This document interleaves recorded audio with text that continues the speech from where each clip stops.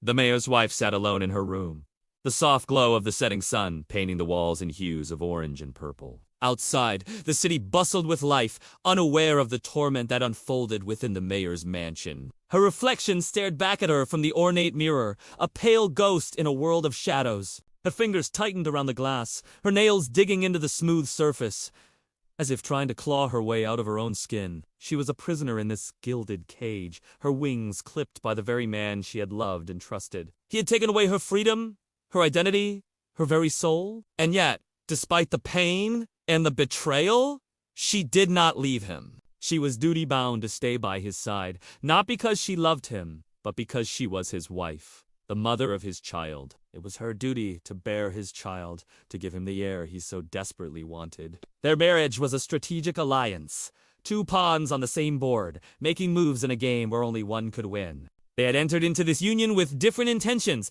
different desires, but ultimately they had both played their parts perfectly. He had secured his position as the city's most powerful man, while she had become the epitome of elegance and grace. People had whispered behind her back, speculating about her past, wondering why she had married a man twice her age. They had called her a gold digger, a climber, a woman who had sacrificed her soul for a handful of coins. But none of them knew the truth. None of them understood the web of deceit and manipulation that had ensnared her. She had been a pawn in a game she did not understand, a victim of circumstances beyond her control. The mayor's dark side had always been present, lurking beneath the surface like a predator waiting to strike. But she had ignored it, blinded by her own naivety and the allure of a life she could not resist. Now she was paying the price, living in a nightmare that had become her life. She looked down at her hands. The very hands that had once reached out to caress her husband's face, now gnarled and twisted into claws.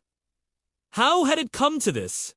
Where had she gone wrong? The answer, she knew, lay in the depths of the mayor's heart, a darkness so profound it defied reason, logic, or love. She had seen glimpses of it in the way he treated others, the coldness in his eyes when he spoke of those beneath him. But she had chosen to ignore those warning signs, convinced that she could be the one to tame the beast within. She had tried.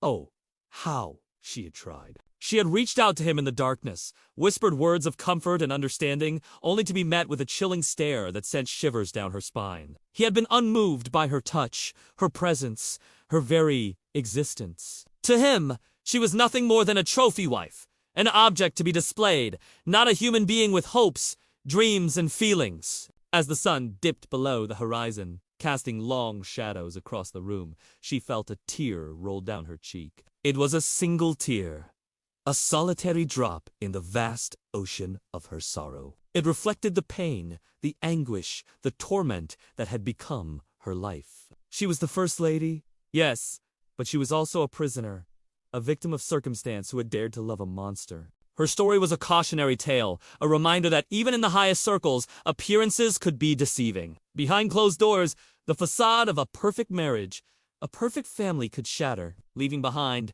nothing but pain, regret, and the haunting echoes of what could have been.